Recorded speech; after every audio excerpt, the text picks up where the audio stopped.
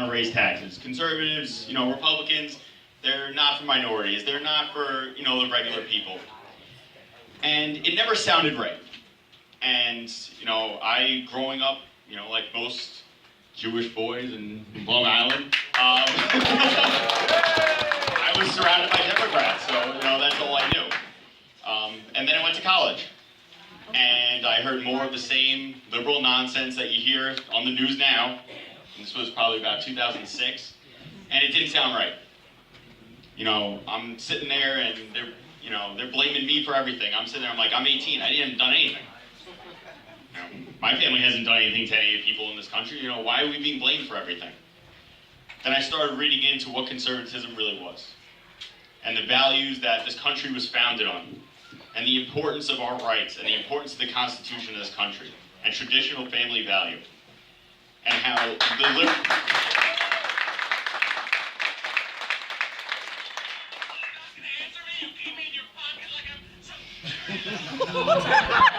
exactly that. Good timing, Joe. Sorry, guys. Good timing, Joe. And I just got tired of the lies. And I got tired of everybody believing the lies. The Democrats claim that they're for the people, and that they're there to help people. But every Democrat-run city for the last 50 years has been stricken with poverty and crime. They have put generations of people on welfare. They have done nothing but take our rights away from us. And our slogan is, "Don't let fear take your freedom." And it sounds pretty good, but it's true. We have let them take our freedoms out of fear. This state has let Cuomo take away our gun rights out of fear of school shootings. How many school shootings have there been in New York? I've never even heard of one. I don't think any. How many mall shootings are in New York? None. We don't have them. It's useless legislation. I worked for a short period of time in Westchester in law enforcement, and we were going through field training, and my FTO goes, all right, so there's about 5 laws for texting while driving. I'm like, why? He goes, no reason. You're never going to write any of them. Just write use of electronic device. The liberals pass these feel-good laws, and they look like they're doing something, when in reality they are doing nothing, and they constantly are stepping on the ordinary people. Taking away our liberty. Exactly. They take our freedom, and they take our hard-earned money, and they give to people who don't deserve it. So make sure you're out voting. That's the biggest thing. And I've talked to people, and they're like, well, we can't outvote the liberals. We can. In certain areas, you can. But people have to be outvoting. People do not vote. And if you listen to the podcast, it is the most infuriating thing in the entire world. I think I say it probably every other episode. We have to be out voting. Have to be out there voting. Because unless we're at the polls, we're going to lose more. We've lost so much already, and we have to stand up and fight. We are under attack, but we are not victims. My grandfather fought for this country in World War II, and he would be ashamed if I laid down and let them take freedom from me. Hey guys, how's it going? I'm Pete, and one of the 3 of us. So, to back up that point, is anyone aware of where we rank in the entire country in terms of economic freedom? Out of 50 states? I'd say 49 or 50. 50. Orange Potato Institute, we rank 50th out of 50 in the entire country. So we talk a lot of smack about California and Oregon, Illinois, but in actuality, we're worse off in many respects. We're also the most highly tax burdened state, and if you're a New York City resident, compared to other metropolitan areas around the country, you are the most highly taxed people in the country in respect to the others. Number 1. Yep, number 1. That's correct. More than California. That's correct.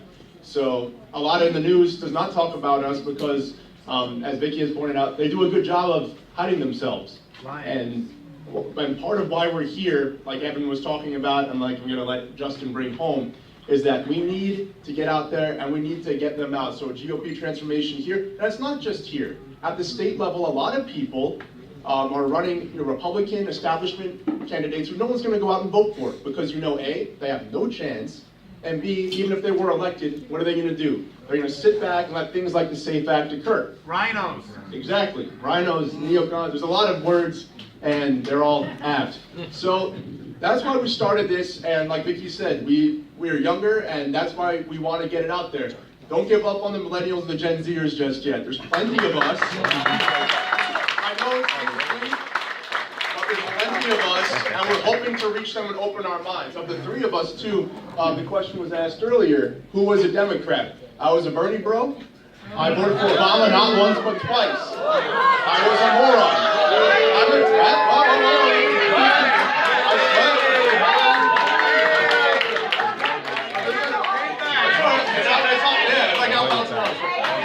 I saw the light go. And I started this with them because I really believe in Trump. Yep. I voted for him, by the way.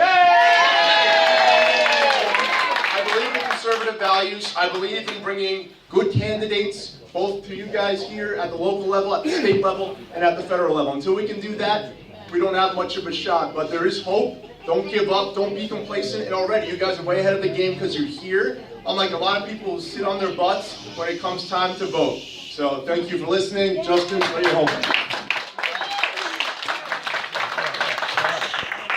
Hi everybody, I'm Justin. You've seen the podcast. I'm usually more aggressive and angry than anything else. My whole purpose of the group was to wage literal war on the establishment candidate. We get 20. We had an election 2 weeks ago with 15 Democrats running. It's somewhat a consequential election because they're going to run again in November.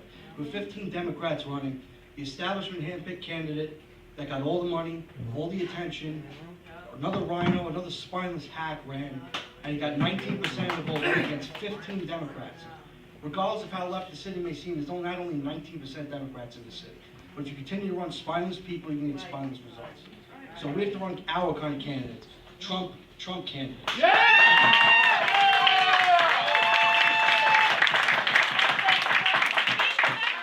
I'm from Howard Beach. I live in Eric Olwich's district. And I'm fed up with people like this. The war, at least on the left, they're communists. They're not Democrats. These people are communists. All they're interested in doing is promoting the values of illegals. They want to kill babies. They want to take your guns. They want to take your money. They want to destroy everything that the country is founded. We know where they stand, but the biggest war, I think, is coming from the people who are supposed to be on our own side. So until we get a handle on that, we're not going to win a goddamn thing. Bring it on, bro. Excuse language, but that's just how it's going to happen. So, you got to wake up. And you got to wake up now. We don't have years to do this. It's got to happen now. We lost all these elections in 2018.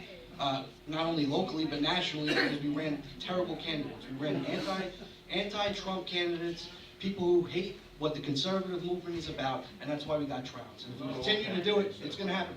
Many though. No, not you. Not Vicky, but look what happened to Vicky.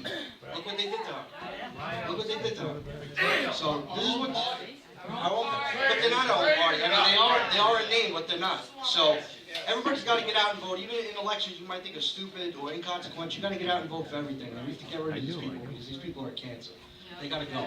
And if we don't do that, we're going to get run over. 2019 matters. We'll talk wherever you want us to. If you give us an opportunity to, we will. Right, so with the Facebook page, Empire State Conservative Network, we have just over 11,000 followers. We do podcasts every week. We post, we write blogs. We try to get candidates on there or people that are like-minded. Justin, she's not saying that she's going to vote for you for college candidates. She's saying you should try to get... We're trying to grow. We're trying to grow. With the help of Vicky and other people, we're trying to get... Yeah, we're trying to get out there. That's what you should do.